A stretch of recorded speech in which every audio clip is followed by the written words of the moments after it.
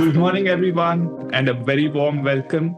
My name is Jain Srinivasa. I'm a senior researcher with Cisco Research, and I am looking at applications in LLM agents. And recently, I've shifted my focus to the fascinating area of planning research within the embodied AI space. It's truly a pleasure to have you all here today. We've gathered for what promises to be a truly insightful and forward-looking discussion on cutting edge of AI, which is LLM agents. In the recent years, we have witnessed remarkable advancements in large language models.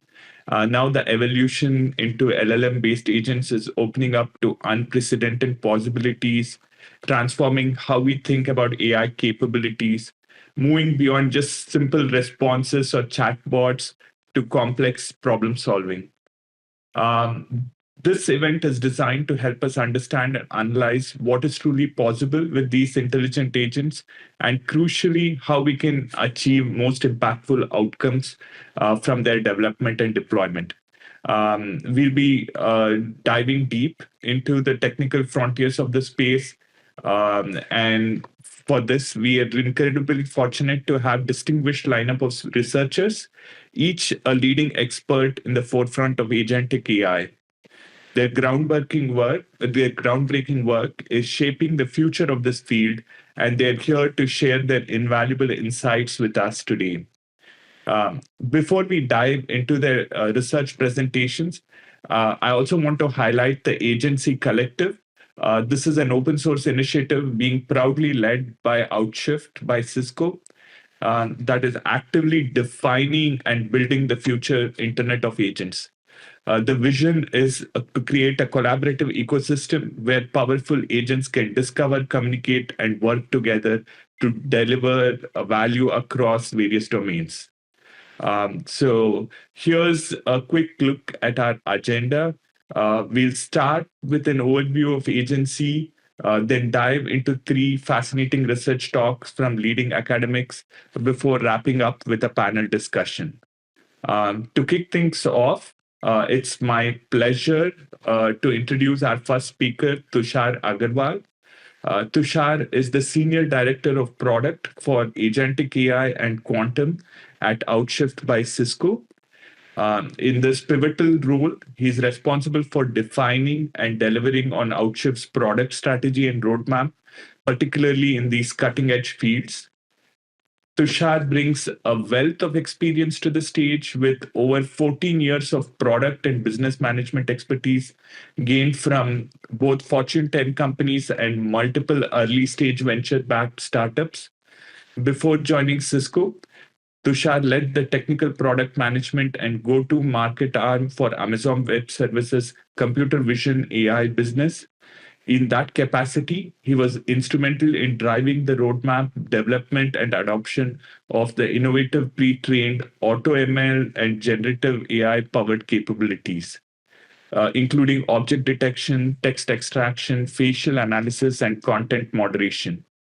Today, Tushar is going to share insights into the AGNTCY Collective, delving into its motivation, explaining why Outshift is leading this crucial effort to bring this vision to reality. Please join me in welcoming Tushar Agrawal. Tushar, the stage is yours. Thank you, Jayan. And it's a huge pleasure to be presenting to you all. And I hope to use the next 20 minutes or so to give you, a quick overview of what Outshift and Cisco is looking to do in the agentic world and how you can play a part in it. So with that, let's get going. So to kind of set the stage a little bit, let me first introduce Outshift so you kind of know where we sit and how and why we are working on some of these problems. So Outshift by Cisco is Cisco's incubation team. Right, and we focus on delivering what's new and what's futuristic for Cisco. We work on emerging technologies, and our goal is to target adjacent spaces for Cisco, adjacent personas for Cisco, lead the way, de-risk, create optionality for Cisco so that we can build meaningful businesses in those areas, over a certain period of time. So that's where Outshift works very closely with Cisco Research, Cisco Corp Dev, Cisco Strategy to drive some of the futuristic investments for that are relevant for Cisco in the coming years.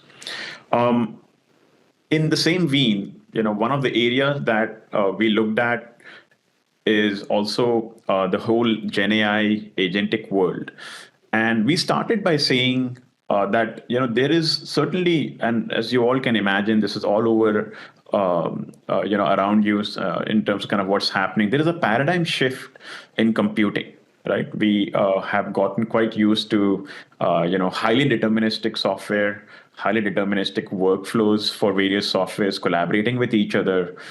We are now moving to a slightly more probabilistic world, right? Where you did have probabilistic models that were highly embedded in deterministic flows, to increasingly having the ability for multiple sort of intelligent software pieces to self-discover, self-organize, self-align, and self-achieve outcomes in sort of more of a probabilistic manner. Right. So one of the core ways in which this is getting exercised in the world today is through agents. Right now, I think Jayant sort of talked about LLM agents. Agents are essentially an embodiment of a capable model that is able to take actions, right? That has agency to get some work done. It could be writing a document. It could be making API invocations or tool calls. It could be accomplishing certain tasks in the embodied AI world. And so we've got agents. And the reality is that these agents are going to have to collaborate to get their work done. Right. So we need to sort of think ahead a little bit here and say, how will we enable a world where these agents, which have agency and which have the ability to reason, when they come from different vendors, when they are built in different frameworks, when they run on different clouds, they have sort of different identity profiles. They belong to different organizations. They belong to different teams within organizations, take on different profiles and personas. How will we enable a world where these agents can collaborate? And this is an interesting, parallel to sort of the world that led to sort of the emergence of Cisco as a company, right? Because not too long ago, this looked quite similar to how internet evolved, right? We had various protocols, various islands of connectivity.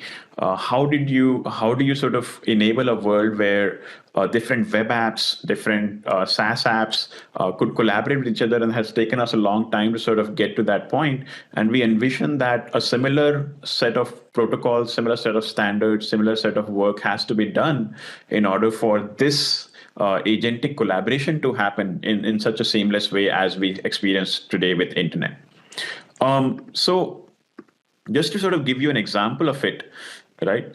There are going to be several ensembles of agents that would need to securely collaborate, right? Just to give you an example, you could think of an IT ops or a net ops scenario quite close to the area where Cisco operates, where you have agents that are provided by various providers, such as OpenAI, ServiceNow, Salesforce, Microsoft, Cisco, all collaborating in service of a specific user level task, right? This will involve sort of finding the right agents, aligning with them, sort of talking to them, observing, making sure that you can trust them, etc. And so how do you really create the standards and the frameworks that are required to enable this collaboration?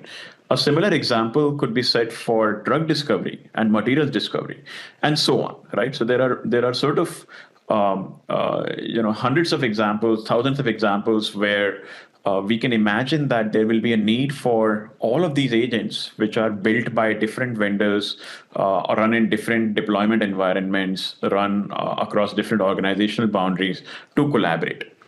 And this is what we think, will sort of, result in what we call the Internet of Agents. right? So how do you create the infrastructure, the ability for all of these agents to collaborate in what's called the Internet of Agents? And that's the problem that Outshift has been focused on driving. We've been focused on building, what we call an open and interoperable Internet of Agents. And the idea is that we can do this in a manner where we maximize the value for all ecosystems, for all players, play the role that Cisco plays in terms of bridging the various islands of innovation that is happening here, and do that in a quantum safe fashion, do that in a way that we enable agent to agent collaboration in a very seamless fashion. So what did we do? So we built Agency. We launched Agency, which is an open source collective focused on enabling this Internet of Agent, enabling this inter-agent collaboration. And this is something that is currently having over 55 plus partners, most of them, leading startups that are in the business of providing observability, in the business of providing platforms for building agents, etc. All with the common goal of how do you build the common building blocks that are required to enable this Internet of Agents. So you can obviously go and look at this on our website. You can find the GitHub projects and become a part of one of these members here in sort of contributing and supporting Agency. So let's now look at what is an agency, right? So on the left, you see that largely, we are focused on four main steps that are involved in enabling of this Internet of Agents, right? One is the discover phase, where you have the ability for these agents to discover each other, to understand what the capabilities are. And for that, we have created a new standard called the Open Agentic Schema Framework, which is called OASF in short. And this enables a standardized description of key agentic capabilities along the lines of their skills, along the lines of how you invoke them, how you deploy them, how you execute them, what are their inputs and output functions, how you observe them, how you verify their identity. So a standard way to describe an agent, and then the directory, which is essentially the component that enables multiple such organizational directories and registries for agents that are standardized on OASF to sync with each other, to enable a particular user to resolve to a particular agent given their requirements, just like you do today with DNS. Right. So that's one component. The second layer is what we call the compose and deploy layer, which is essentially composed of semantic, syntactic, and messaging tools that enable the collaboration between these agents. And so you see that there is the identity ability here. How do you make sure that you can provide an identity to an agent so that you can assign certain authorization capabilities to that agent, you can verify the credentials of that agent, you can make sure that you can trust a certain agent to become a part of your problem-solving group, problem-solving ensemble. How do you enable the ability for these agents to communicate with each other in a secure, low latency, interactive messaging way, which is many to many, as against the one-to-one that we typically see in agentic systems today? How do you observe all of this, right? And how do you have agents communicating with each other in a way that they understand each other, even if they are built on different platforms? So protocols such as A2A, MCP, how do you make sure that all of that is interoperable in this Internet of Agents vision? So what I'm going to do in the next few slides is sort of walk you through some of these components to give you a sense of what we have been focused on, what we are driving, and invite you to contribute to all of that. So the four main areas that we've been focused on are the agent directory, which really corresponds to the discovery phase, a scalable, secure, decentralized service that can hold the OASF standardized agent records, agent identity, an identity framework that can assign, verify, and manage credentials for AI agents, enabling a very granular authorization of capabilities in a dynamic sense. Agent messaging, how do we enable a messaging layer that enables real-time multimodal state exchanges across models, agents, tools, data, etc. And then finally, agent observability, right? Which is essentially how do we enable a framework that can allow developers and operations team members to monitor and understand the performance of multi-agentic systems, even when those agents are built across various frameworks, use different ways of instrumentation, etc. And finally, how do we do this in a way where we are amplifying the overall power of the open ecosystem, including with protocols such as A2A and MCP? Right. So what I'm going to do next is just take you quickly through each of them, and then I'll give you some resource details so that you can learn some more. So let's talk about Agent Directory. Right. So Agent Directory is essentially a service that we have stood up based on the standardized format of describing agents as proposed in OASF. Right. And the idea is that with this directory, an agent publisher can publish their agents in a standard format, and an agent consumer, be it a developer or be it somebody who's trying to compose a workflow in order to solve a specific task, let's say a slightly low code user, they have the ability to discover these agents, to bring them together in the IDE or the agent composition platform of their choice, and build the overall agent ensemble that can accomplish their main task.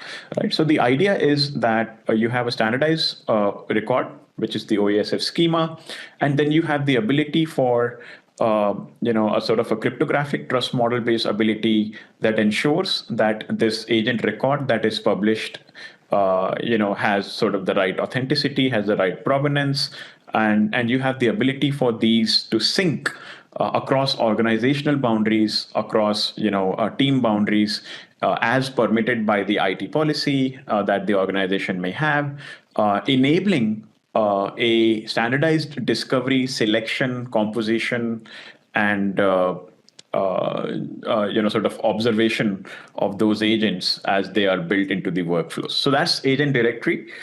We are also working on sort of adding MCP server details to the agent directory. We're also adding A2A agent cards, which are sort of, A2As, Google's A2As, and now as part of Linux Foundation, a method for agents to communicate with each other. We're adding sort of capabilities to the directory to ensure that those descriptions of tools, those descriptions of agents, can be encompassed in a standardized way so that it enables discovery, selection, and usage of agents across org boundaries, etc. So that's agent directory. The next one is agent identity, right? So agent identity is a framework that allows us to think about how do we assign identity to agents directly, not just delegate user identity, but assign identity to agents, be it through sort of fully qualified domain names, be it through decentralized IDs, be it through traditional IDs that you can bring on your own through your IDP or identity provider.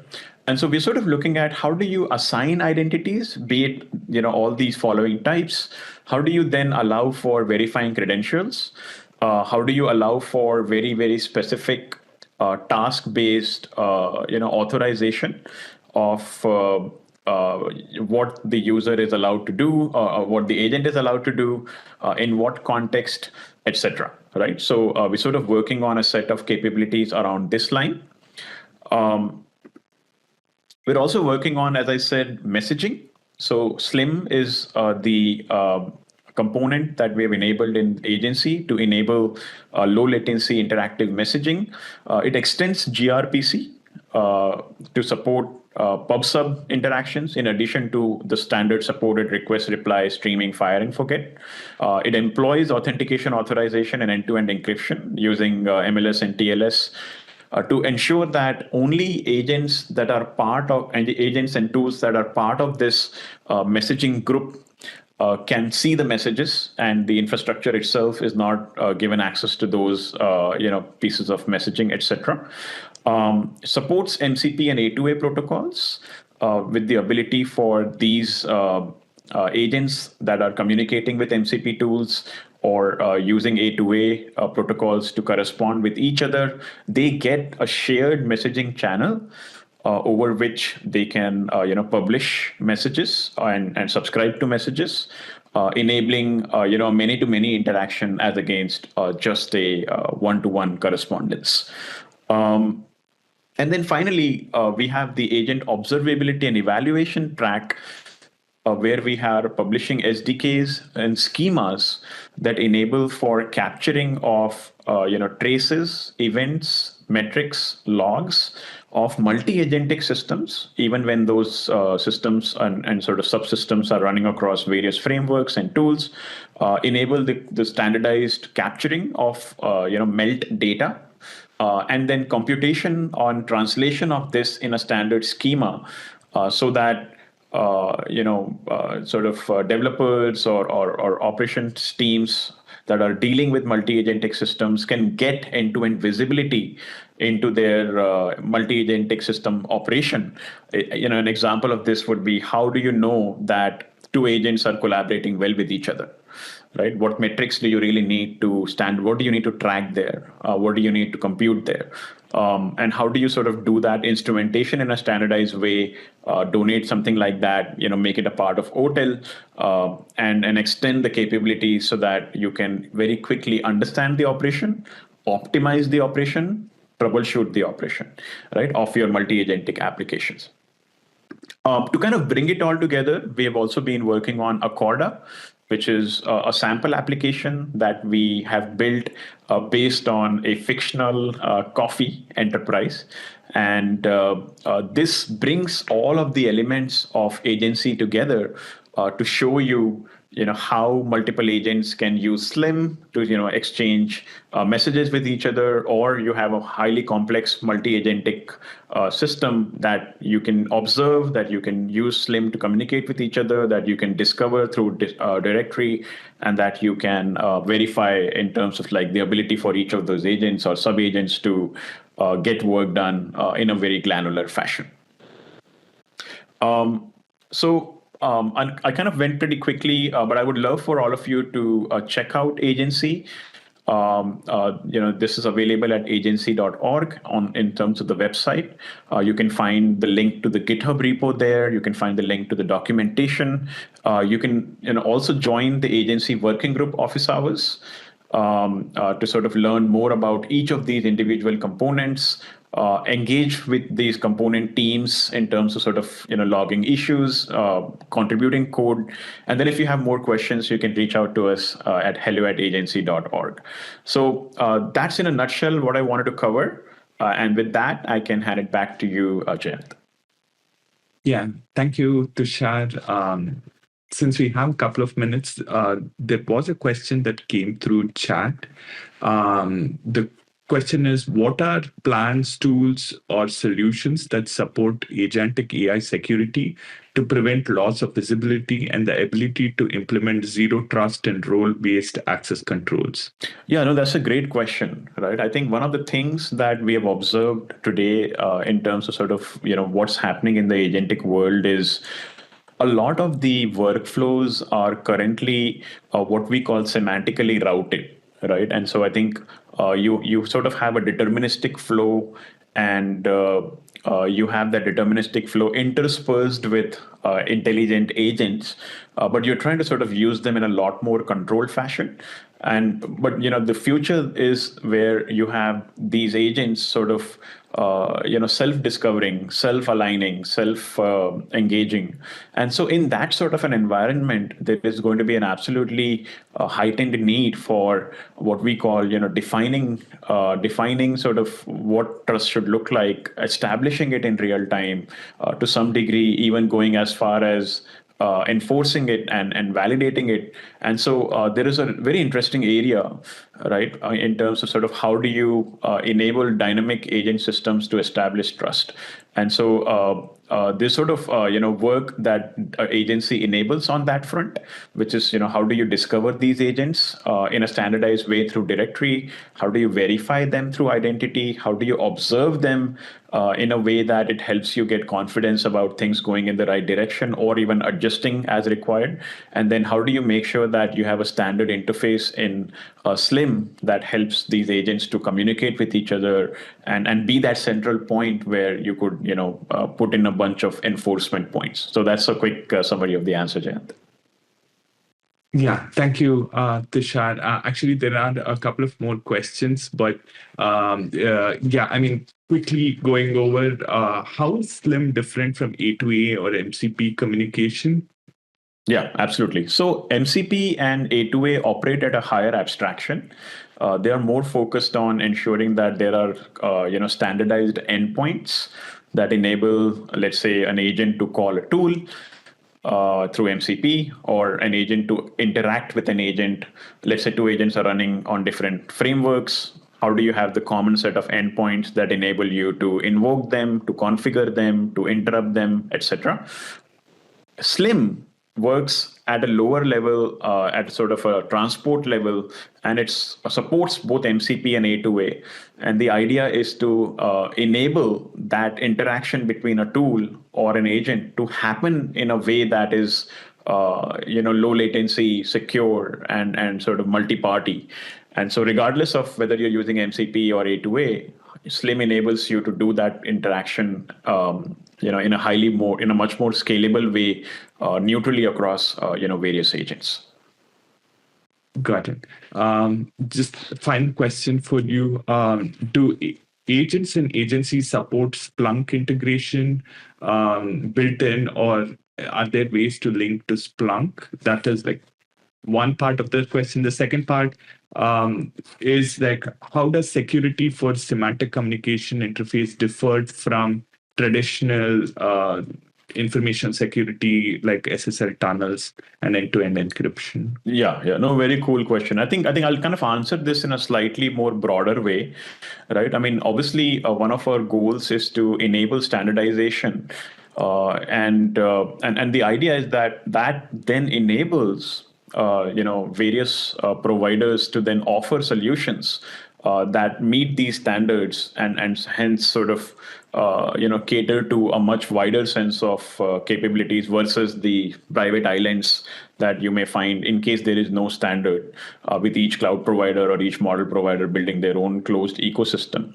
And so with agency, the goal is that you can have these common standards. And what that means for Cisco specifically is that once Cisco is engaged in those common standards, there is the ability then for observability to be extended, like in case of Splunk.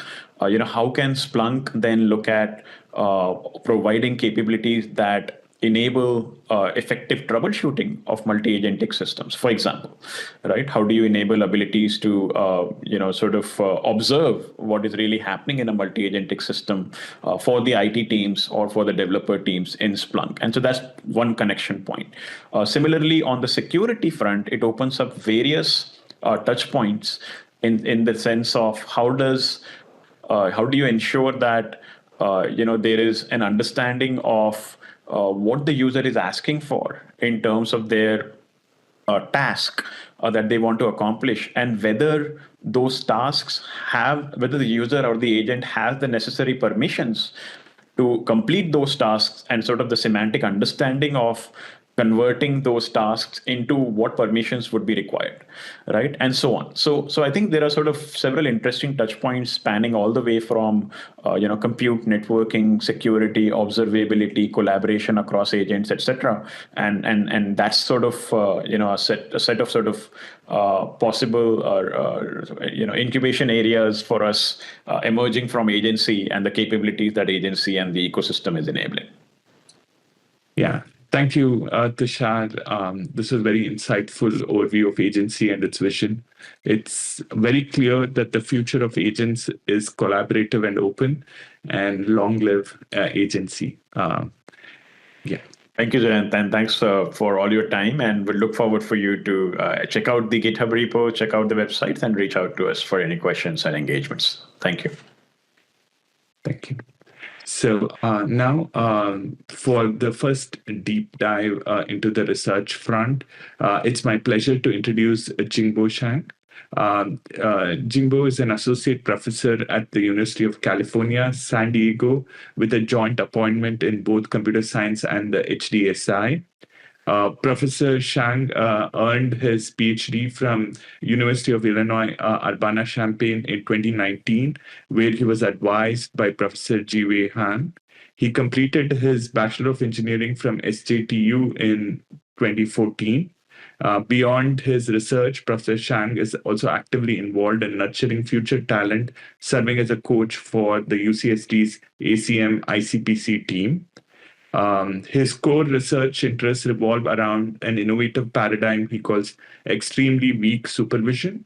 This groundbreaking approach aims to significantly minimize user effort by allowing tasks to be defined with only brief natural language input, much like concise guidelines given to human annotators. What makes his methods particularly powerful is their domain and language agnostic nature, leveraging pre-trained LLMs to extend XWS concepts, that's extremely weak supervision concepts, across diverse tasks and domains, from biomedical and business applications to IoT and beyond. We are very excited to hear from Professor Shang about his cutting-edge work on codifying character logic in role-playing. Jingbo, please take the stage. Thank you. Yes. Thanks a lot for the introduction, and I'm very excited to share our newest work on the agent front, and the work is called Codifying Character Logics in Role-Playing. So I will start with some background and try to show you a new framework or kind of a methodology of running role-play with large language model together with those symbolic codes. Let me see. Okay. So role-play has been there for a long while since the first day large language model becomes popular, right? I think people still remember there was a website called character.ai while it was emerged, acquired by Google people, but it was a very popular place. People get to know large language model. And there also there was a work talking about letting large language model role play different characters and chatting with each other, simulating the society, and we're making fun of those conversations from there. Large language model basically make role plays only one from the way, like I said here. Everybody can create their own GPTs from the OpenAI website. You can also download some open source large language model, deploy it on your own laptop or using some local powerful desktop workstation, and just get all the things rolling, talking about in a way like you are an engineer, you are a judge, you are a painter, you are a nurse, you are a king. You can basically do whatever you want by putting every piece of instruction into the prompt. So this is a kind of a popular way nowadays to do some simple role play through large language model interface. Basically, one model with a few lines of prompts, you can get most of the roles effective. So this is kind of the very traditional way. We call it traditional just because large language model has been there for a while. But if you think about the things before the large language model becomes popular, how can we simulate those workflow? How can we do this agent or role play things? We need to write code. We need to have engineers write code. Exactly following the workflow or the logic you're looking for. And we will introduce some BERT model, those small language model things for classification, for some vague judgment calls, and then we have all this if then else branch. So if you think about what is the benefit of using text instruction for roleplay, I think the number one benefit is so straightforward. Everybody can use it and it's very handy. but it has some cost. When you are making this straightforward role playing, you will find it's very hard to debug. So I have tried a lot of things myself, try to force the language model to follow the rules. And it's very hard to make it work in the first end. If you design some hard cases and you carefully tweak the prompt, they finally work for the cases you design. And then there's a new case coming in and suddenly it doesn't work. And you just don't know how to tweak the prompt further because you already carefully tweaked everything and you feel it's perfect, right? And semantically, it's doing the job, but just for this particular case, it's not working. So it's hard to debug, and sometimes it's really frustrated. And you can also think about like, if the role has some new updates, maybe the role grows as time goes on, and it was kind of in one persona, but you want to add one more rule there. When you add a new logic, a new requirement to your prompt, you will realize that suddenly the previous past test cases fail, right? And you will also find the newly added rule has no effect. I added one more rule, but nothing changed. So this makes the textual prompt very hard to update. And also you will realize even you have the same prompt, same input, you run it multiple times, even you set the temperature to 0, there might be some randomness, especially when you're using those super large language models because their deployment involves some optimization for the running time.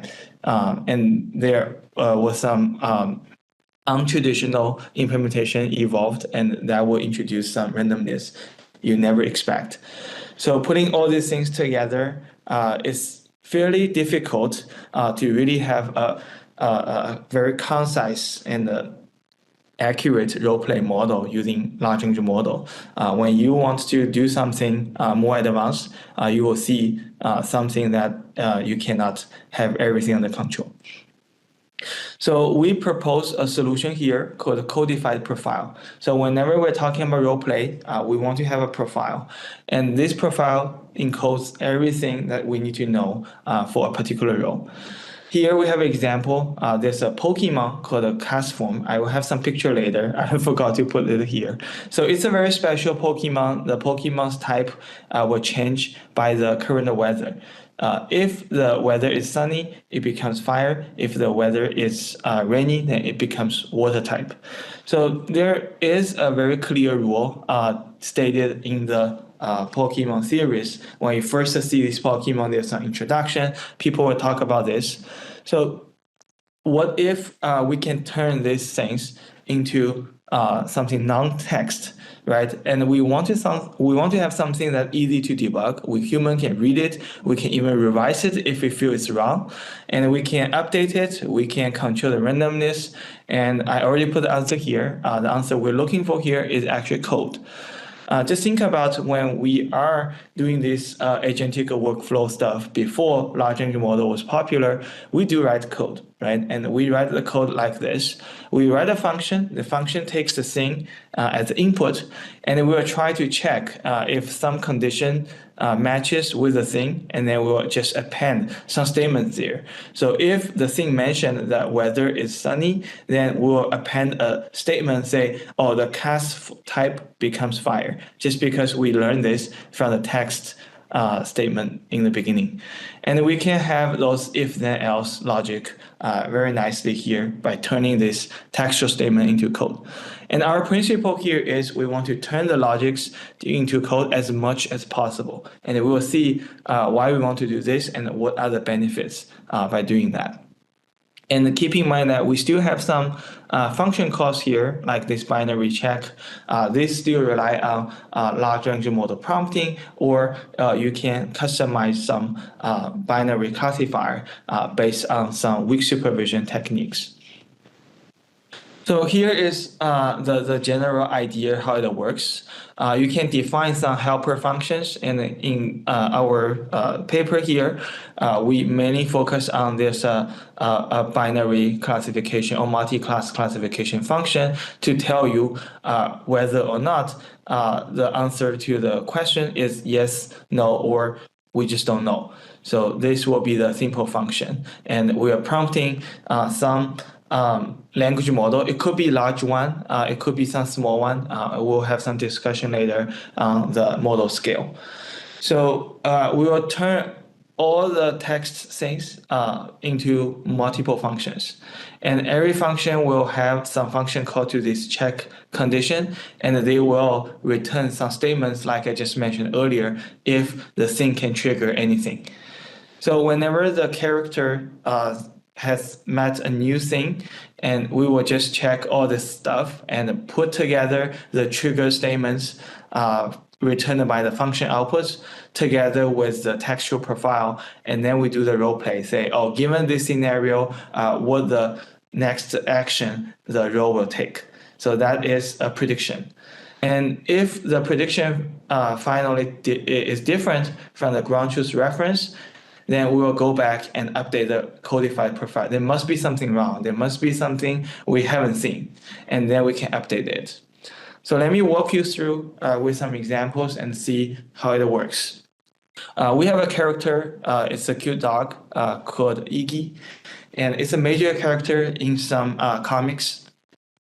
And initially, as the statement says, the dog has nothing to do if the entire team is not in danger. And what we turn into code is something like this. We will call the check-in function and see if the group is in danger or need help. If that's the case, then we will tell the model, oh, it triggered a statement that because of the previous text paragraph, it says the Iggy will be indifferent and may refuse to help the group. So that's kind of the way we turn this. And then once we turn the textual instruction into a function, the function will be persistent all the time, right? Whenever you call this function, it will always return the thing as long as the binary classification works well. And the binary classification works well is a much weaker assumption than the language model can simulate the entire logic. So we are getting back to something simpler, and we are relieving the requirement for the language model here. And we also have an example here about how to update the profile. So remember we mentioned there's a Pokemon, its type changed by the weather. And there's a new episode comes in, and this Pokemon Cosmom transformed into ice type when the weather changed to this hail. So in this case, you will realize that if you call the function we had earlier, we returned something, and we never see hail, and we cannot return ice, and you will see something mismatched. When this is mismatched, and then we'll ask the language model to do some reflection and see why this feedback function doesn't work. And then it will tell you, okay, we need to refine the code by incorporating one more if-then-else things there. So we will have one more line of the if-then things, and tells you if the weather is hail, then the type will becomes ice. So this statement will be appended to the return results. And this will be further used in the new things. So it's just evolving like we are fixing the issue in the GitHub repo, and we are editing the codes. So this is something modern language model can do now. And another thing I like to highlight here is whenever we want to have language model simulate anything kind of a random, it's really difficult. If I want to ask the language model, say, oh, this robot will randomly respond in positive or negative emotion with equal probability. Just try this and ask a language model to give you positive or negative as output. It will never give you equal probability, right? And based on our investigation, it will actually give you a much higher positive return, because the model was trained in some positive way, and it likes positive.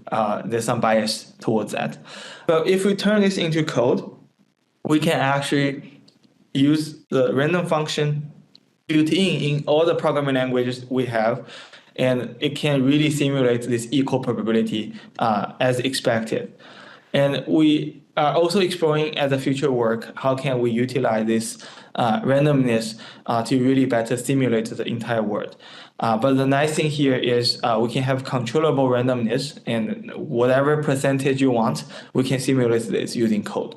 And this is 100% guaranteed. There's nothing wrong unless you believe the pseudo randomness is different than the true randomness. But I think in computer science, we now assume this when we are implementing all the things. So in order to show you the codified profiles are indeed much better than the textual profiles, we created a new benchmark based on these different sources.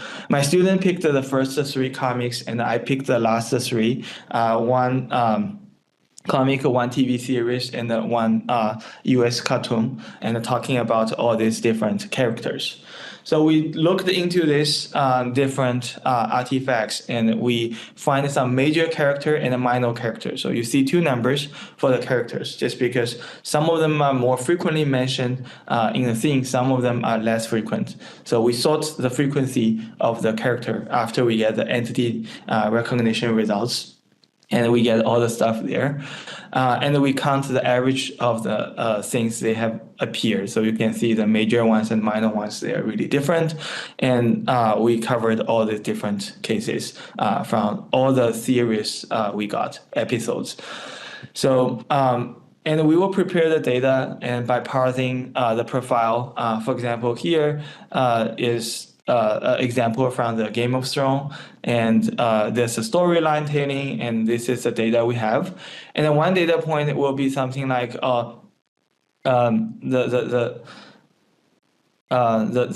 person here is outside of the wall of the Yuankai, and she's going to give a speech or give some thoughts to the people, just because she saw something like, how does Daniels feels about these slaves, and then there's a reference response, because that's exactly the same paragraph the person will say in the episode.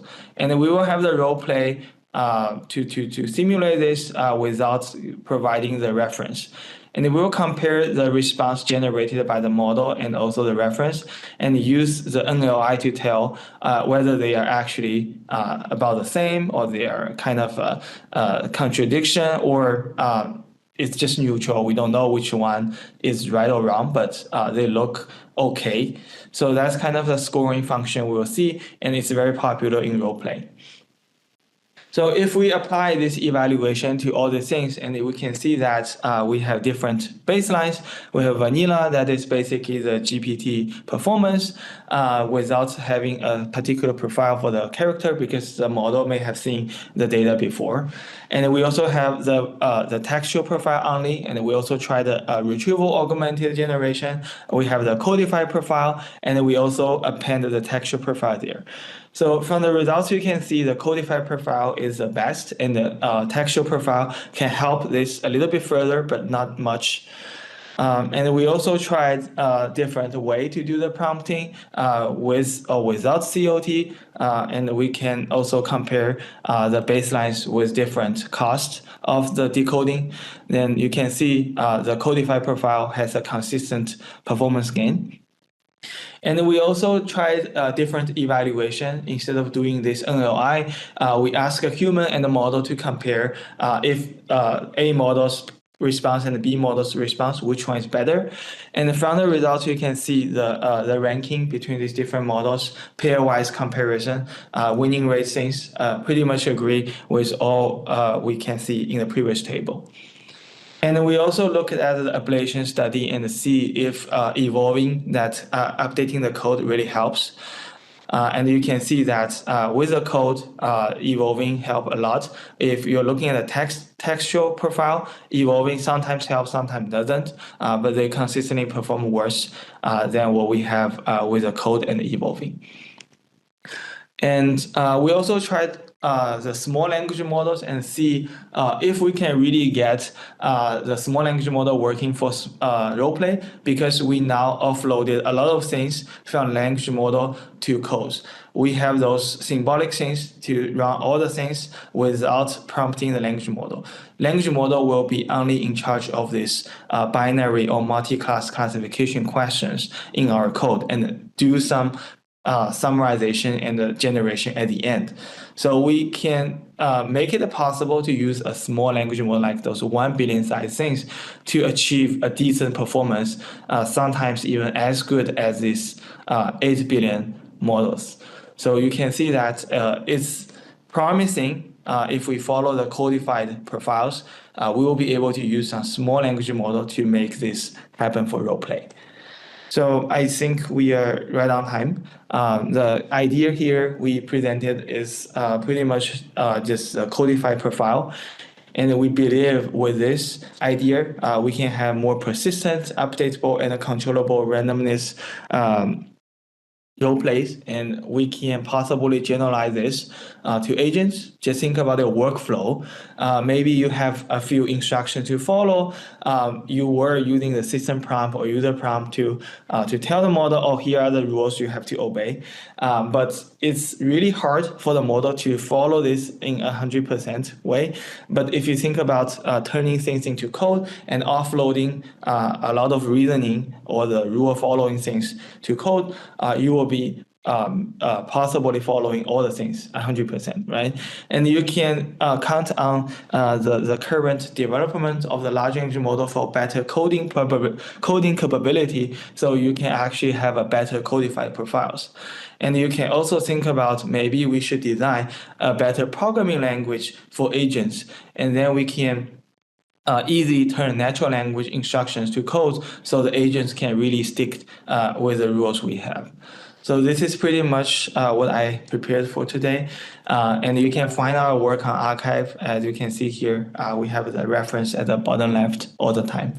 And I think we can have some questions for now. Thank you.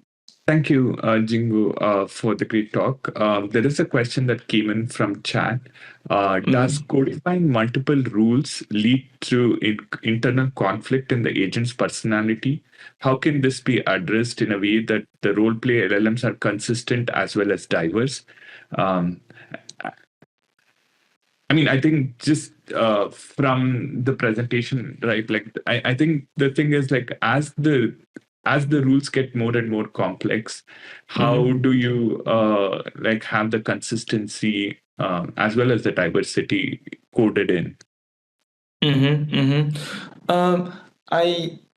I am a little confused about the diversity here, but I can first focus on the conflicts.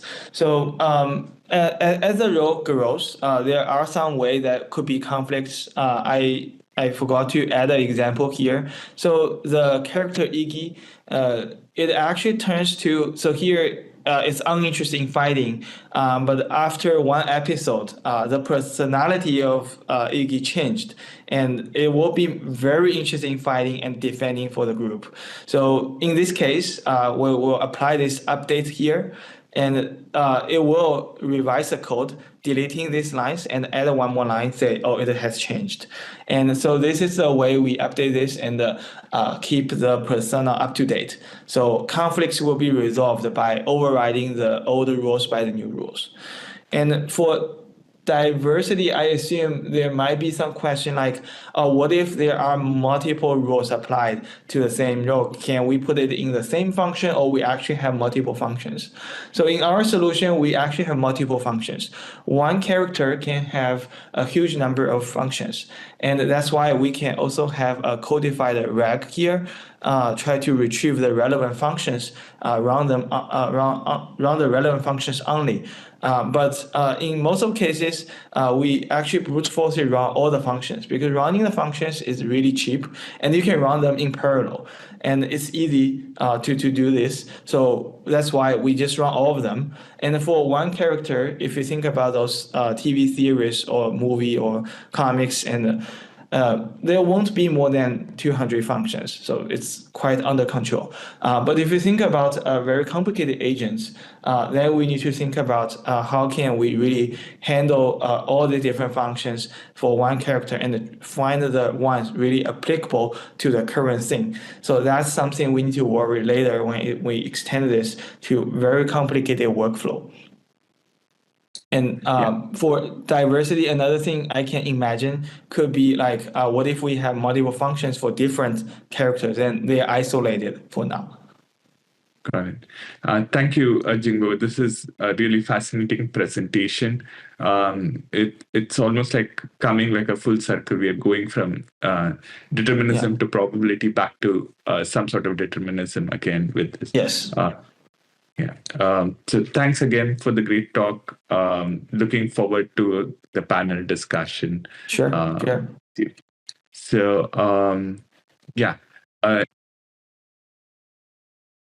so as we think about agents interacting with the real world, the ability for them to understand and navigate user interfaces becomes incredibly important. Our next speakers will be covering this fascinating area in depth. First up, we are delighted to introduce Xin Wang, an assistant professor in the computer science department at UC Santa Barbara. He's also the head of research at Similar. Professor Wang's research is deeply rooted in natural language processing, computer vision, and machine learning, with a particular emphasis on the exciting and rapidly evolving fields of multimodal and embodied AI agents. His work is at the forefront of enabling AI to interact with the world in more human-like, intelligent ways. Before joining UC Santa Barbara, Eric was a faculty member at UC Santa Cruz and gained valuable experience at leading industry research labs, including Google Research, Metafair, Microsoft Research, and Adobe Research. His contributions to the academic community are extensive, having served as a senior area chair for major conferences such as ACL, NAACL, EMNLP, ICLR, and NeurIPS, and also organizing numerous workshops and tutorials. His research has been very impactful with several prestigious awards and recognitions, including Best Paper Awards from CVPR and ICLRW. He also has a Google Research Faculty Award, Amazon Alexa Prize Awards, and notably a Cisco Research Award, along with gifts from various companies like Adobe, Snap, Microsoft, and Sidebeard. We are privileged to have him share his insights with us today on building agents that use computer like humans. Eric, the floor is yours. So my talk is also about computer use agents, but from a different angle. All right, so 1,500 hours, right? People spend 1,500 hours every year just clicking around on the computer. That's 3 months of your life. We have basically become operators of machines rather than creators and thinkers. Yet today's computers were designed long before AI was even a thing. And it's time for that to change. So the fundamental research question is, can we build autonomous computers? What if computer could act on our behalf, navigating apps, filling forms, and even troubleshooting errors? So we as humans could really focus on more meaningful, more creative work. And we believe it starts by giving computers something they never had before, a brain. And so we call that computer use agent, right? They are general purpose agents that use your computers like a human. And it works across many industries, including healthcare, real estate, recruiting, insurance, and all the major computer science companies like Cisco. And let me show you one example. We all have health insurance, right? But none of us enjoy dealing with claims and even trying to find and download a claim PDF. Feels like a headache. Right now, we can simply ask a computer use agent a simple query, and it will navigate to the correct PDF, right? So basically, the agent receives the language query, interact with your computer via the most intuitive way, mouse and keyboard control. At every step, it receives the screenshot as the new observation. It clicks links, moves through pages, fills out information, and eventually finds the correct PDF. Know that this is not just a demo, this is a real recording of our own computer use agent. And eventually, it presents the file along with a concise summary of what just happened. Let's go. Yeah, here you go, the final PDF. Behind the scenes is a general-purpose agentic framework built on top of all major foundation models. The only one that tops benchmarks on browsers, desktops, and smartphones, consistently outperforming OpenAI and Anthropic on popular computer use benchmarks. And it received the Best Paper award from iClear 2025 Agentic AI for Science. And now it's fully open sourced and has collected around 6,000 GitHub stars. All right, so I would like to talk about the challenges first, right? First, the lack of specialized and up-to-date domain knowledge. Agents that use large language models for reasoning could quickly become outdated based on the pre-trained data used by those models. All the pre-trained models have certain cutoff dates, right? And the various types of interactions and options may or may not be a part of this pre-training process. Second, continual learning to adapt to new unseen interfaces. As an agent progresses in a computer use task, it can go through a variety of screens and windows. Agents really need to adapt to those novelties on the fly. And lastly, most requests are long horizon, which requires several objectives to be met before a task could be considered complete. For example, the task could be, help me export charts, graphs, or other images from docs files received in a certain email in Notes folder and upload those files to a certain folder for later use and use numbers to name them. In order to complete such a task, the agent needs to break it into a sequence of subtasks across different applications, right? And then complete those subtasks one by one. And to make matters even worse, LLM agents are highly susceptible to environmental distractions, especially in graphical user interfaces, like a pop-up window. And to solve those challenges, we go back to the basics. What is something we can learn from the way humans interact with and adapt to user interfaces, right? Although, graphical user interfaces are not actually designed for agents. They are designed for human, right? There are still some key observations that we can learn, that we can really learn from humans to develop better agents. First, we learn from past experiences. A lot of tasks, especially on the same app or domain, often involve very similar workflow. For example, the task clear my history in Chrome and clear all cookies in Chrome have basically the same workflow all the way up to the very last step. So if we know how to clear the Chrome history, we will try to navigate to a similar screen in order to clear the cookies. And if a task is entirely new to us, the go-to option is to search the query online, right? This usually provides a lot of solutions and options to choose from, and we might even get a step-by-step workthrough. And even if we are in a new app, there are often certain interactions which are very similar, like both Google Sheets and LibreOffice Calc have a formula bar. You can select a cell and write a formula to add all numbers in a column. And if we are completely clueless, we will often explore around, just look at and interact with different options, elements, till we find what we are looking for, right?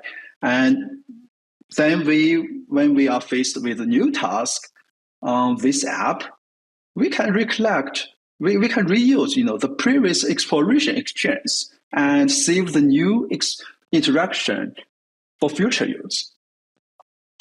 So the key idea is learning from experience, right? We, as human, we can learn from previous experience of solving similar tasks, from expert experience online generated by others, and from previous experience performing specific interactions at the subtask level. And more importantly, we can do continual learning. We can save new experience gained from exploration for the future. And based on those key ideas, we introduced AGNTCY. At its core, it's the experience augmented hierarchical planning method. So yeah, it's a hierarchical planning framework consisting of two major agents, the manager and the worker agents. The manager takes in a user task and breaks it down into a sequence of subtasks. Then those subtasks are fed into the worker to execute one by one. And the worker interact with the agent computer interface we designed to generate step-by-step actions. And then how does AGNTCY learn from experience? Right? When the manager generates its plan, it will perform an online web search to get more information about the specific task at hand. And meanwhile, it delves into its narrative memory to find a closely related task. And all those information will be fused together as the context for the manager to generate the plan. And then the worker receives a subtask and retrieve a similar subtask experience from its episodic memory. Note that the narrative memory stores high-level abstractive full task experience, while the episodic memory stores some detailed step-by-step subtask experience. And finally, as the agent progresses, it summarizes each new tasks and each new full task into natural language experience and save them back into the memory in a continual learning manner. Okay, so here is an example. Let's see, for the task set being as my default search engine, the manager will first search online, form a search query like how to set Bing as the default search engine in Chromia on Ubuntu by considering both the input task and the initial observation. And then it will also retrieve a similar task from the memory, like how to clear browser data in Chromia on Ubuntu, and then break it down into a sequence of subtasks. And then for each subtask, the worker will also retrieve a similar subtask experience from its memory and then generates the action. And in this case, the worker finds that, use the hotkey combination could easily open the setting drop-down menu.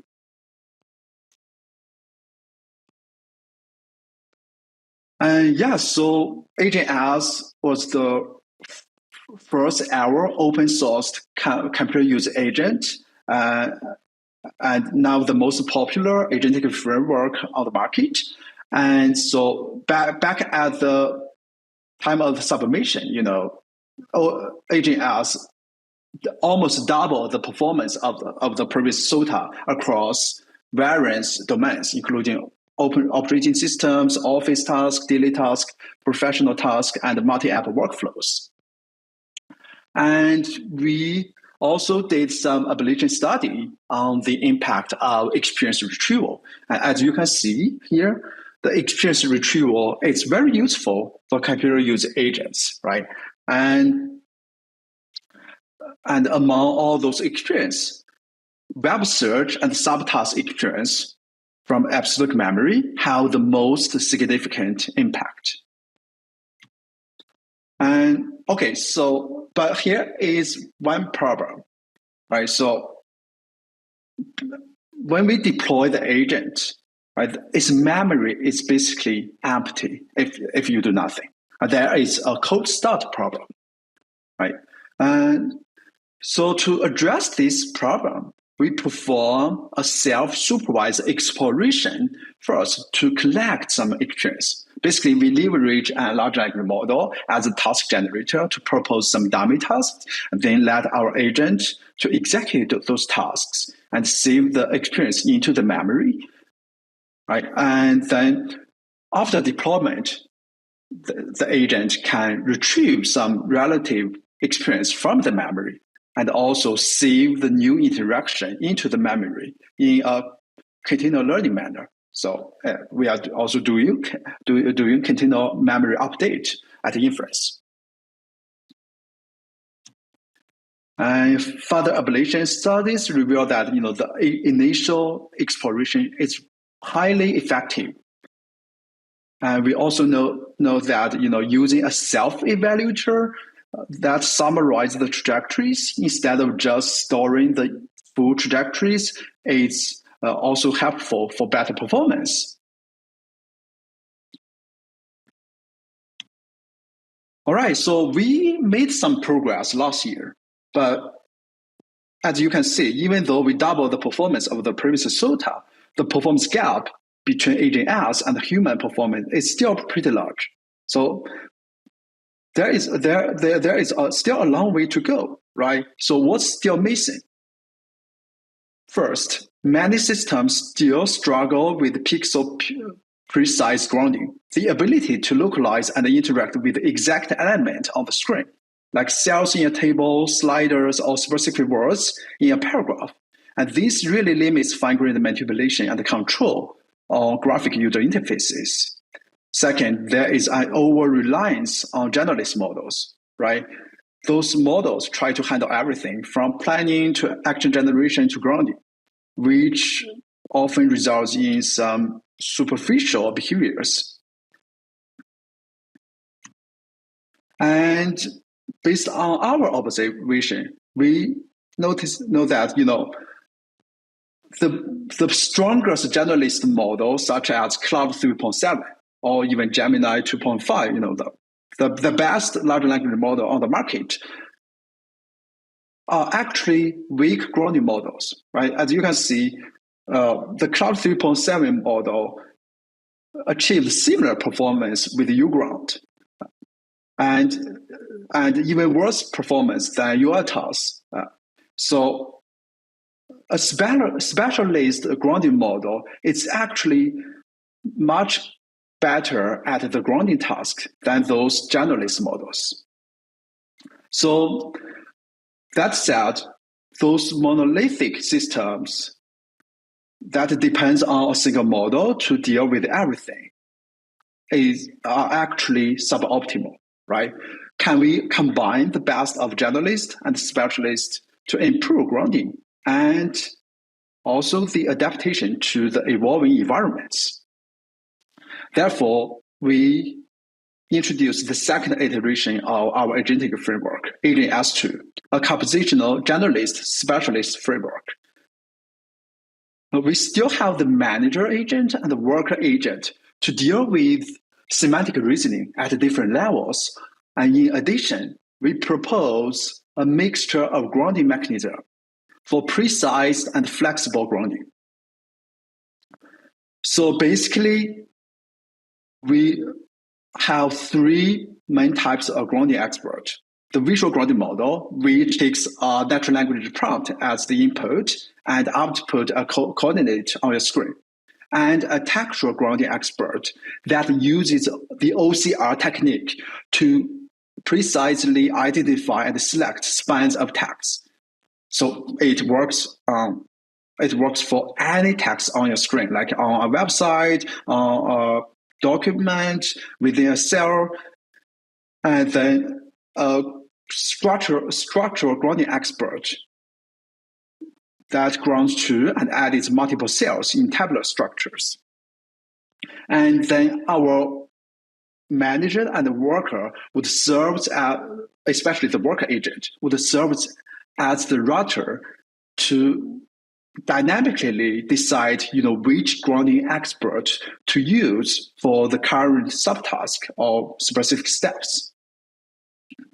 And in addition to mixture of grounding, we also introduce a simple trick for hierarchical planning. Previously, when the manager generated the plan, it will only update the plan when it encountered a failure or it's stuck somewhere.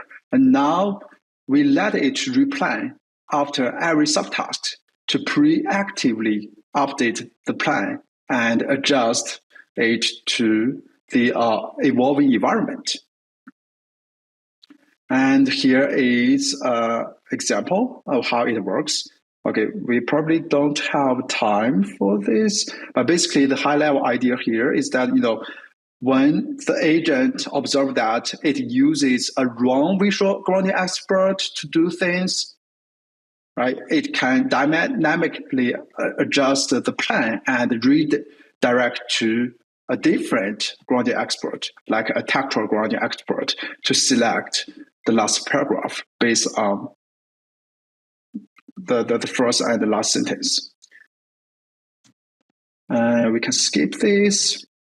All right, so AGNTCY established the new state-of-the-art on all major computer use benchmarks, including OS World for Ubuntu, Windows Agent Arena for Windows, and Android World for smartphone use.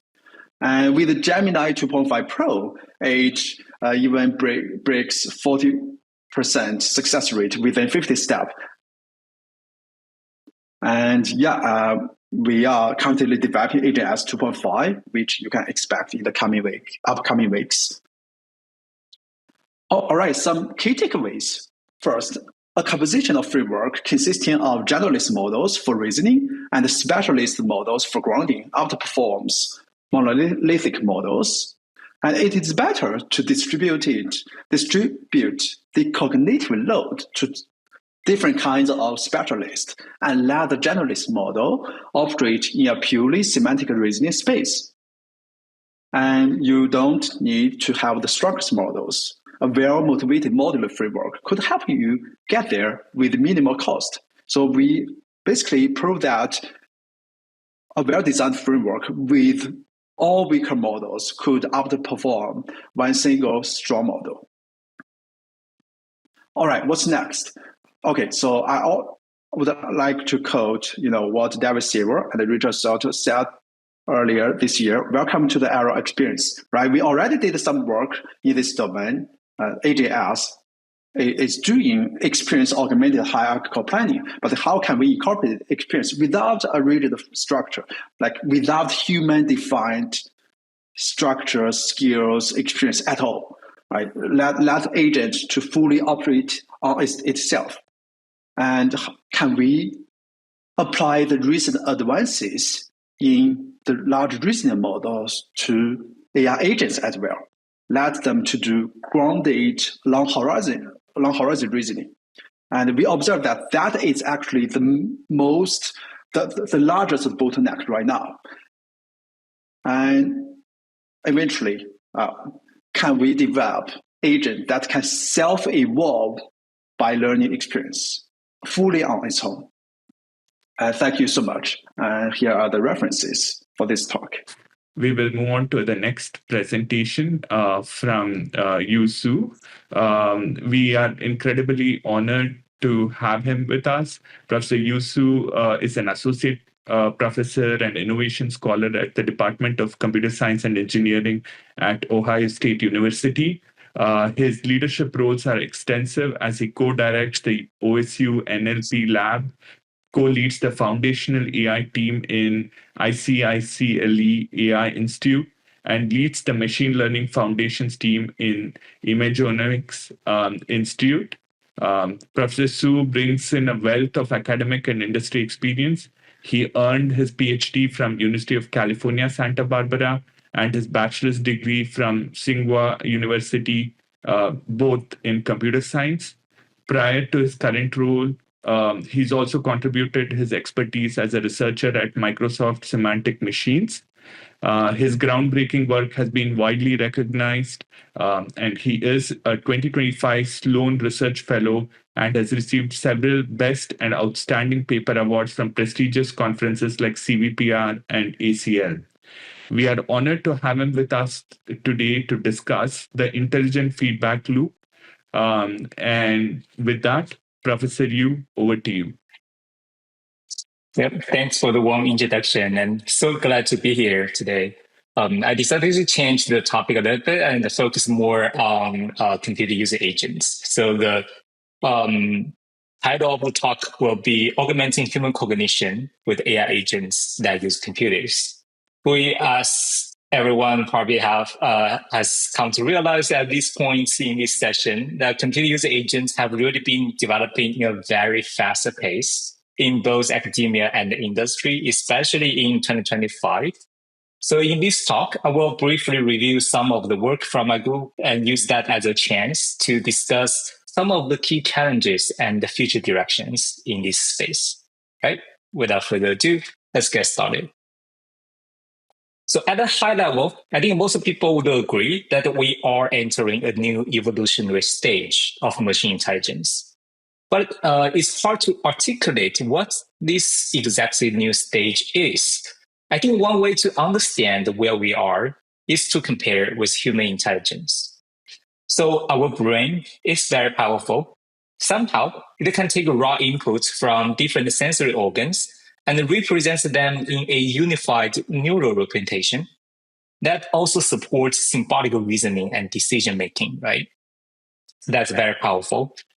And throughout the history of AI, we have made many attempts to approach such human intelligence and manifest machine intelligence into AI agents. But the earlier generations of AI agents only capture some limited facets of human intelligence, like symbolic reasoning, right? Like perception in single modalities. So only recently, with multimodal large language models and the language agents built on top of them, for the first time, we have a model that can encode multisensory inputs into a unified neural representation that is also conducive to symbolic reasoning and communication. Right, that's a huge step forward. That's why we call this new generation of agents language agents. Because by integrating LLMs, they gain a new capability of multimodal perception and then use language for reasoning and communication. That drastically improves their expressiveness, their reasoning ability, and their adaptivity. And that's very timely because we really need help from such agents. So the digital world is becoming an increasingly important part of our work and life, right? And the analysis of job postings found that now over 90% of jobs require some type of digital skills. And an average user spends over 6 hours online per day. Meanwhile, the complexity of the digital world is quickly growing. We now have many websites or software that can take months to learn to use professionally, like the AWS console. And we have billions of websites, millions of apps. However, on the other hand, our brains mainly evolved to handle the kind of information that our ancestors encountered in nature, like threats, food, and social cues. So the modern digital world bombards us with information at a speed and volumes that our neural circuits weren't really designed for. And that has significant consequences. Difficulty finding information is hurting productivity. And information overload is estimated to cost the US economy alone $900 billion a year. So language agents have a great potential to augment human cognition and help us out in the digital world. Right? Our brain is not getting any larger. There are limits on how fast we can perceive, think, and act. Let's consider this example. Right? I have a 1-year-old at home, so I need to find daycare options for her. And I want it to be close to where I live, and I want it to provide meals because I don't have the time. And Today, I have to do it manually. Go to Google search, go through many websites, and try to compare them with my specification and try to find the ones that may fit my needs. But with a powerful language agent that can operate in the digital world, it can help to Google search on Google Maps, find all the options within 10 minutes drive from my home, can read the website of each of the of the daycare and see whether and reason about the content there to see whether it satisfies my conditions, and then even act on my behalf, like booking a tour for me. So these language agents like this can do a lot of the legwork for us, and they allow us to focus our limited cognitive capacity on things that matter more, like critical decisions, oversight, and creativity. That motivated us to develop language agents that operate in the digital world. Here's a demo of our CACT system. We released it in January 2024, more than 1 year before OpenAI released their operator agents. So CACT already allows everyone to just hop on any website and say what you want to do, and it will try to do it for you fully autonomously. And of course, it was not perfect. The performance at the time was limited, but the mere possibility of something like this was already super intriguing for the community. And you can also see a lot of the fundamental challenges associated with such agents. Like, how do you do multimodal perception of the environments? How do you reason about the environmental state? How do you do planning based on the perception and the reasoning? And how to ground the generative plans to the dynamic environments, and so on and so forth. So I'll share a brief personal change log of my work in this space. We actually started working on this back in 2022. At the time, way before it became cool recently. At the time, very few people were working on such agents because it's hard for people to fathom about the idea that an autonomous agent can just work out of the box on any website out there, right? But the development of language models at the time, there was Instruct GPT-3, something like that. It was before ChatGPT came out. But the development of that on language models let us starting to see the possibility. So we started working on web agents, and we released Mind2Web in May 2023, I think. That was probably the first LLM-based web agent, and also the first benchmark that allows you to just run on real websites. Then later in CACT, we added multimodal perception into such agents. And then in Uground, we took this paradigm one step further and make this pure vision-based agent with a human-like embodiment. We will talk more about that later in the talk. Then later we did a lot more follow-up work that I will not get into today. So for the most rest of the talk, I will focus on this work called Navigating the Digital World as Humans Do, Universal Zero Grounding for GUI Agents. It's led by my student, Bo Yu and in collaboration with RBAI. So the slogan of our paper was Navigating the Digital World as Humans Do. Then a few weeks later, Anthropic also released their computer user agents with a similar slogan. Earlier this year, OpenAI also released their operator agents, again, using a similar slogan. So then one may ask, what really is the way humans do? And why are we all converging to that? To answer that question, let's briefly review the evolution of the embodiment of computer user agents. So when we talk about embodiments, we'll care about two things. What's the sensory inputs and what's the effectors? Back in Mind2Web, in 2022, 2023, we only had the text-based LLMs, right? Multimodality was not a major thing yet. So the sensory input was just HTML or the DOM tree. It's pure text-based. And the effectors was mostly multi-choice selection. So the way it works is that we have an LLM reads the HTML, like all these HTML elements, and then try to select the best one out of this list. So the effector is just like doing a multi-choice selection out of this HTML list, and then take that action on the screen.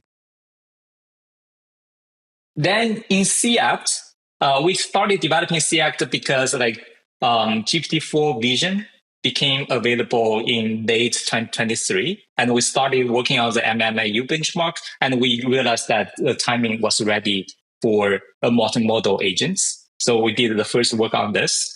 Then in CX, the main sensory input was the screenshot, so it was visual. But we still had to use the DOM tree or HTML as auxiliary inputs. And that's because of the challenge of zero grounding. So it turns out that for these multimodal LLMs like GPT-4V, it's not hard for them to come up with a good plan, textual plan like this, like, hey, given this state, what I need to do next. But it's very hard for them to actually ground the generative plan to the current environment, like to locate where precisely this find your truck button is on the screen turned out to be a huge challenge.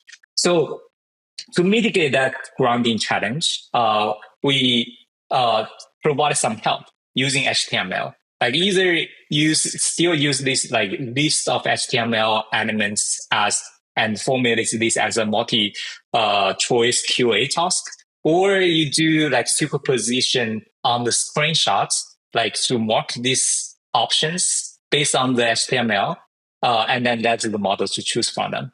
So as a result, the effector was still multi-choice selection. Right? That seems fine, and that was the state of the art at the time. But we were never satisfied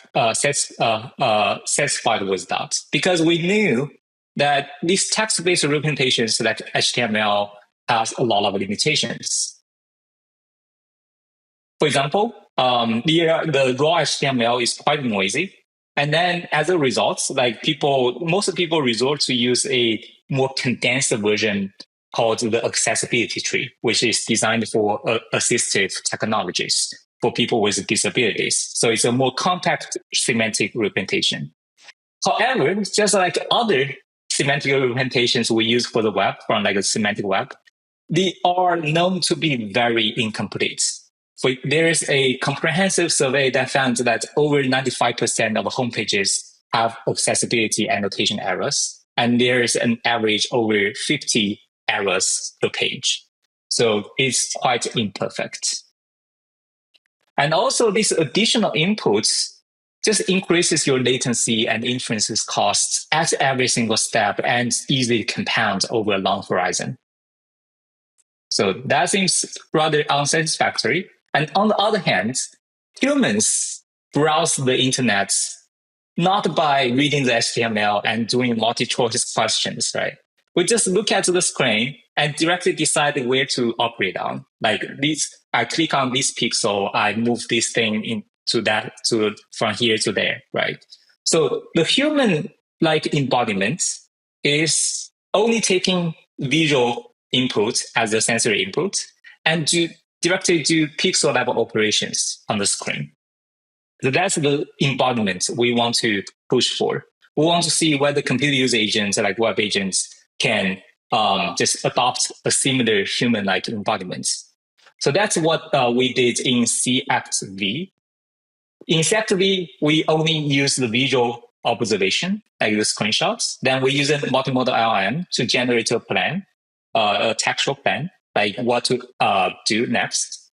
Then we have a separate zero grounding model that takes this element description and take these screenshots and directly produce the coordinates of the corresponding elements.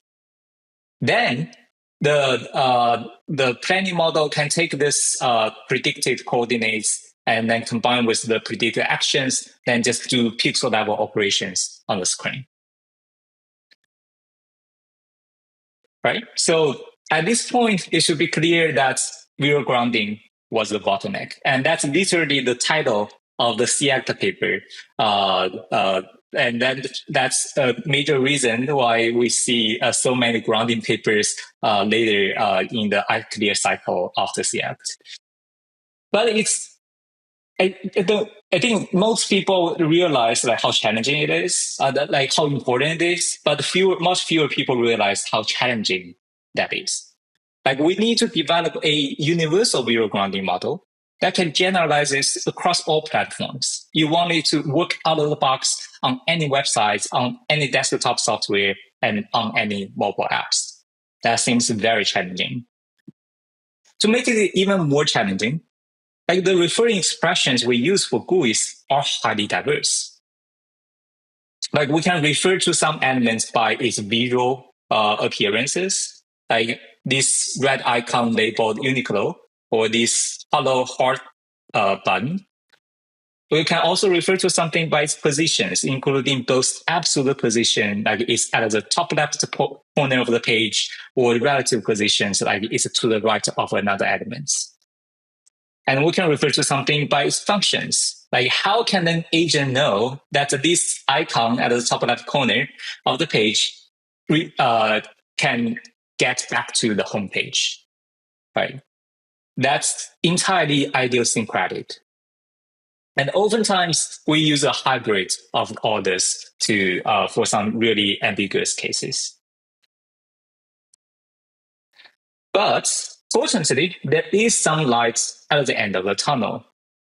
Because these GUIs are designed for human consumption, they need to conform to human intuitions. That leads to a lot of shared designs across GUIs. To give you a few examples, like we pretty much have converged to that any interactable element at the top left corner of a page can get to the home page, right? Or whenever you see an image followed by some text and you want to interact with that thing, you should click on the image instead of the text below it. And there are a lot of such shared designs across all GUIs. So that gives us some hope, but there's another huge challenge, which is the training data. So to train such a zero grounding model, the kind of training data we need is these triplets of screenshots, very diverse referring expressions to HTML elements, and their corresponding coordinates, right? These triplets. And we need a lot of them to really cover the grounds and to generalize. However, there's no such data readily available. And this is a representative of an important and common challenge for any agent tasks. So I think it's worth a bit more time on this. So generally speaking, agents, including human agents actually, need to learn and perform this perception, decision, execution type of behavior. Right? Consider a human looking at Amazon.com, and she wants to renew her Prime membership, and she's looking at this drop-down menu. Okay, so this is a perception, and then this is a decision. Like, okay, I should click memberships and subscriptions because I know that's where the Prime membership things live. And then the execution is like actually clicking on that. Right? Everyone is doing this all the time. The problem is we don't write it down in an ML-ready format for agents to learn from, right? All the things happen, all these cognitive processes happen latently. That's where synthetic data comes in, and why synthetic data is super important for agent learning. With a powerful enough multimodal LLM, it can look at the perception, the screenshot, look at the execution, like the coordinates of the action, then try to infer the latent cognitive process, the decision that to that action, right? So basically, given this screenshot, given these coordinates, try to synthesize these referring expressions corresponding to this action. And this is a very powerful strategy for agent learning. Just to give you a concrete example, let's say we want to synthesize some data for this element at the top left corner, this menu-like icon. We first collect all the data, all the information we know about it. Like the screenshot is video appearances, all the HTML attributes that give you some functional cues, give you some video cues, and so on and so forth. Then we use a multimodal LLM to give as detailed as possible interpretation of the elements. You can see the generation here contains functional visual description of all kinds. But that's a bit too long. So we use another LLM to simplify this into a more compact referring expression. Then we have some rules to capture the positional information, and we'll combine that into the final referring expression. And this gives us a high quality, highly scalable pipeline to synthesize training data for video grounding at a very large scale. So using this, we synthesize the largest grounding training data at the time with 9 million triplets over about 1 million web pages. And we use this to fine-tune a multimodal LLM into a video grounding model. So with that, we did that's our uGround model. And then we did probably the most comprehensive evaluation of any agent paper at the time, evaluating on 6 agent benchmarks. So because we really want to make the point that this human-like embodiment is possible for computer-use agents. And then we show that our approach outperforms the prior arts on all of these different agent settings. So that's very strong evidence. And as another interesting anecdote, like after we released uGround, there were a lot of other grounding models that came out and claiming to outperform uGround. But because we started working on uGround so early, like we were using a weak backbone, we were using like Lava Next at the time. And all the more recent work uses like stronger backbone, like Qwen 2 VL. So we decided to see like why that where the gain really comes from. So we upgraded our backbone to Qwen 2 VL as well, using exactly the same synthetic data we had. And then it turns out uGround was still the state of the art and often by a large margin, and outperformed all these other models from Apple, from Anthropic, from Google, and so on and so forth. So that really shows you the remarkable effectiveness of high quality synthetic data. And there's another benchmark that focuses exclusively on desktop software. Well, our training data has 0% desktop data, but then the still found that uGround was the state of the art on this new benchmark. And even the margin between uGround and the second best got even larger. So high quality synthetic data is really king. Okay, I think I'm a bit out of time. So I'll just very quickly go through this new work that this is the latest edition of our Mind to Web series. And this time we aim to build a benchmark for these extremely complex agentic search systems like deep research. This is led by my students, Bo Yugo, Xin Wang, Yuting Ning, and in collaboration with Amazon. We know that agents are currently having an evaluation crisis, right? This is the result of asking OpenAI Deep Research to survey all the recent deep research systems. And you can see there are many challenges if we want to automatically evaluate the results like this. It's extremely long horizon. It can easily take hundreds of actions to get these results. And it's time sensitive, right? So if you search this at a different time, the answers will change as well.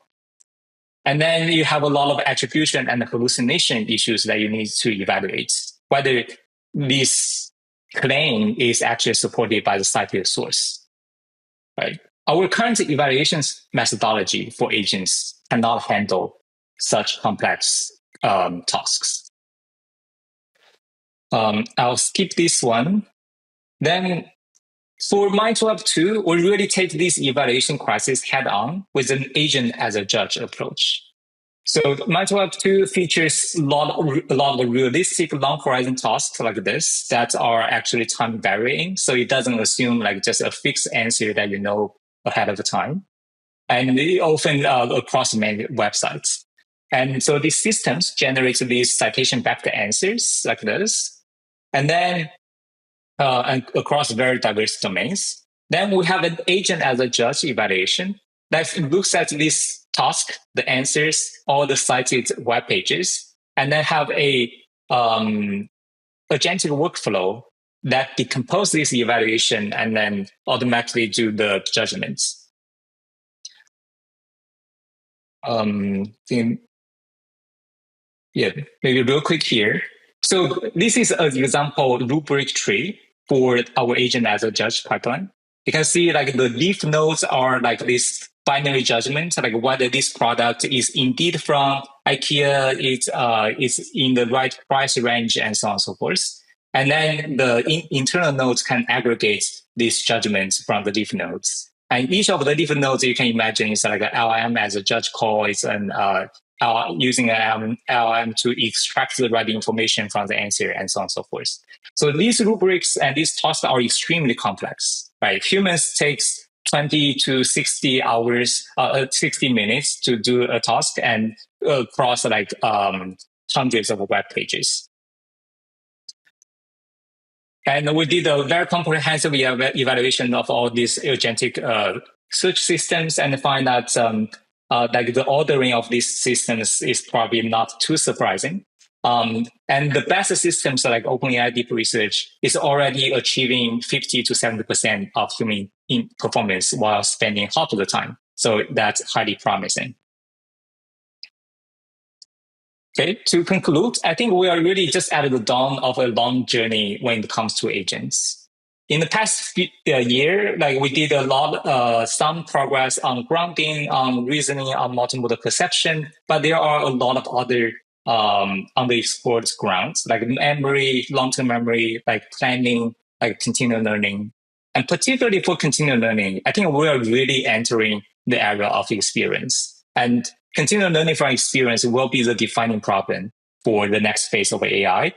And for that, I'm happy to introduce you to our new work with Cisco called the Skill Weaver that can let the web agents to self-improve by discovering and honing skills. Like these web agents autonomously explore different websites and then distill their exploration, their experience into reusable APIs so that it can drastically improve their performance, you reduce their latency, and reduce the cost for running these agents. With that, I'd like to conclude and thank you all for the attention. I'd like to invite Jingbo and you back on stage, and I'd like for us to jump directly into the panel discussion now. We have limited time for the panel discussion, but we will definitely be going over, and the entire recording will be posted online, so folks can watch the recording later. So first up question for you, Eric. We've seen a lot of buzz around in-context learning techniques like system prompt engineering and retrieval as learning. From an engineering perspective, do you see these in-context methods continuing to be the primary way agents learn and adapt? Or do you anticipate reinforcement learning ultimately becomes the dominant paradigm for agent training? Okay, yeah, that's a wonderful question. I do think those are orthogonal directions, and they will complement with each other. So as I said earlier in the talk, reasoning is now the major bottleneck for computer use agent, or basically all kinds of other agents. And so to use reinforcement learning to post-train a model would definitely increase the fundamental capability of those agents. Meanwhile, there are also in-context learning or context engineering. It's really important to equip those fundamental models with with memory and all kinds of other skills. And I think there is really a learning paradigm shift from pre-training to post-training and then to context learning. Yeah, that's a fascinating perspective. Thank you, Eric, for the answer. Jingbo, turning to human-agent interaction and alignment, from an engineering perspective, how well do you feel current LLMs capture genuinely the human intent and behavior? And looking at the bigger picture, right, like where do you think we stand on the spectrum of effectively using foundational model agents as reliable human proxies for training, evaluation, and aligning other AI systems? I think those foundation model-based agents are following human instructions better and better over time. I still remember that when I first tried to use the GPT-4 Turbo, those kind of models, and it's so much worse than what we have right now. And I think using these LLMs as a judge is a very popular way of evaluation nowadays in both academia and the industry. We cannot imagine we can afford such a human evaluation in the past, but now we can have a correlation like 80 or even 90% between the human and the LLM as a judge. And I have also seen some people using this evaluation as a part of the reward function in the reinforcement learning to train the agent. So philosophically, it's a little weird, like you are stabbing on your right leg to the left, and then you can keep moving. But I think it's also building upon assumption that having some discriminative capability is easier than some generative ones. So it is possible that you can train a good enough evaluation model and then keep using it to ramp up all the things to the next level. So yeah, I can see there's some interesting way of even another round of emergent capability if we can really make the IO effective with the language model feedback. Yeah, thank you. I mean, it's actually a great thing to with the Codify project that you have going on, right? Like maybe we can make it more deterministic in a way, like by using some coding language to help with the determinism. So yeah, that's this is definitely going to be crucial for trust and development deployment in the future.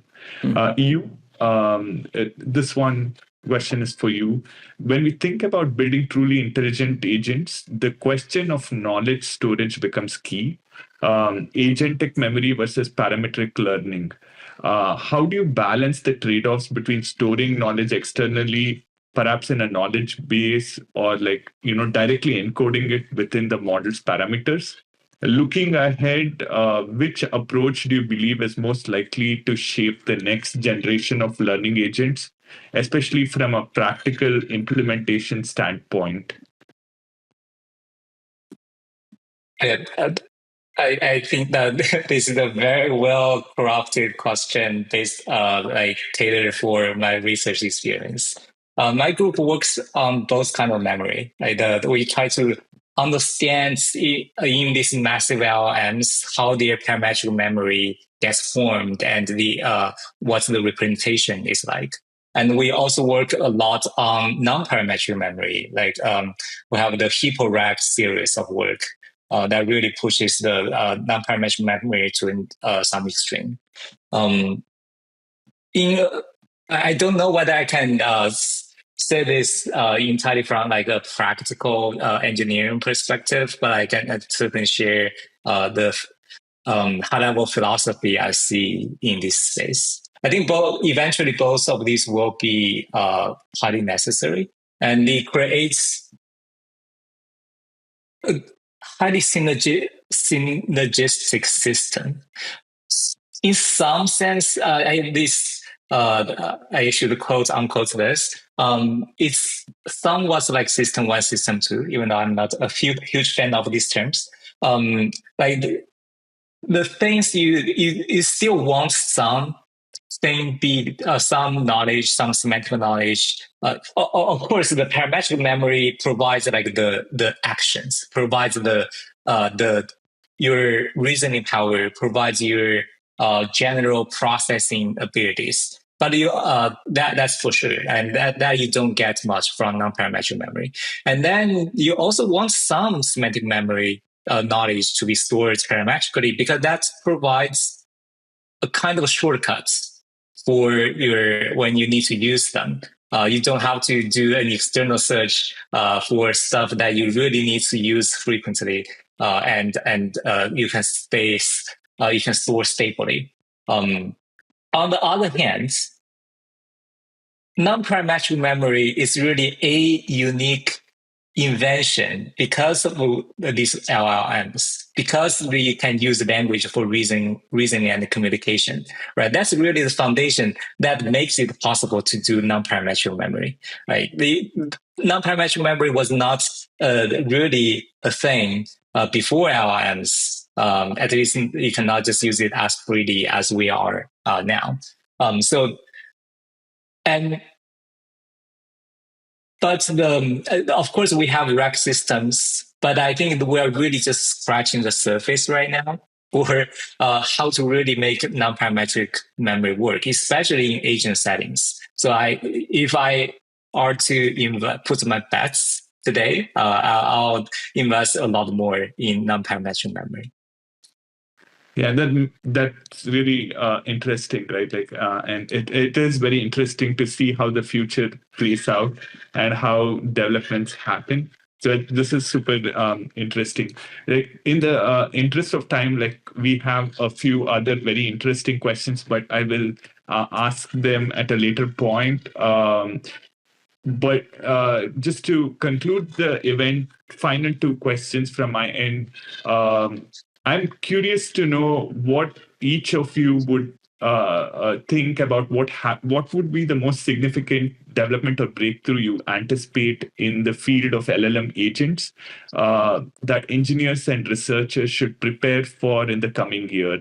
I think we have an audience here which is eagerly waiting to update their skills. So any sort of prediction from you guys regarding what's the one breakthrough or one development that you foresee happening over the next year? I think we can start with you, then move on to Eric and Jingbo. Quick thought. Yeah, for me, it's very simple. It got to be continual learning from experience. That's the one thing that has drives my entire agent research agenda. And I think more and more people are realizing how important this is. But on the other hand, how to actually make it work in elegant, principled way that can really solve the agent problem, that's vastly unclear. Of course, people try a bunch of approaches, including my group, but I think we are just getting started in this space. Thank you. Eric? Okay. So, Giles, is your question more about what we are going to work on, or like what people should be prepared for? Yeah. Sorry, no. What I meant was what you foresee for this space. You can interpret it as what you want to work on as well, Eric. All right. So in general, right. So we are in a very exciting time, right? So I have never seen so many advances so quickly done in my entire life. Like a month feels like a year in the past. So any existing knowledge we observed or acquired before may or may not be useful anymore in the future, right? So I guess everyone, including myself, should always keep the ability to quickly grasp something. Right? So not only for agents, but for humans, we need to improve our continual learning abilities. And I really agree with you that from the agent perspective, the continual learning abilities hasn't been there yet. There is still a large gap that we need to close. Meanwhile, for me and my group, I think right now I would like to let my students to work on something that has never been possible before. So that there are, of course, lots of problems that are already well defined, and we and addressing them would be quite interesting. But so basically, I think the AI researchers, even at academia, should have a entrepreneurship mindset and to try to really explore the uncharted areas. For example, so even for computer user agent, right now we still assume the interfaces are there, but they were really designed for humans. They are not designed for agents, right? So the interface itself should be evolving, right? Eventually, maybe all those GUI agents developed today would be just irrelevant when we come up with a brand new interface. So lots of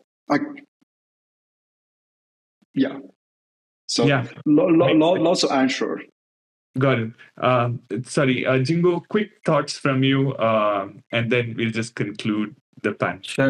Sure. Yeah, I think the number one bottleneck I can see for agents will be its correctness and the verification. So agent can do a lot of things for us autonomously, but the more they do, the harder the verification can be for human. I like to see it maybe in a near future, 2 to 3 years, we can see agents that can get an answer or output for us and then claim the output is 100% correct. So that is something I think that will be very useful to bringing some formal verification into large language model and AI. And our group is also working on this and try to integrate verification in the large language model learning process. Thank you all. This is a great session. A special thank you to all our speakers and for sharing the invaluable research and insights. You're truly pushing the boundaries of what's possible with AI, and we are very happy to collaborate with you. Also thankful to Cisco TV for setting up and coordinating all the logistics. And a special shout out to Saket, whose invaluable brainstorming and sharp questions were instrumental in shaping today's panel discussion. If you have any further questions, please feel free to reach out to me. And thank you again for being here, everyone, and looking forward to seeing you at the future events. Thank you.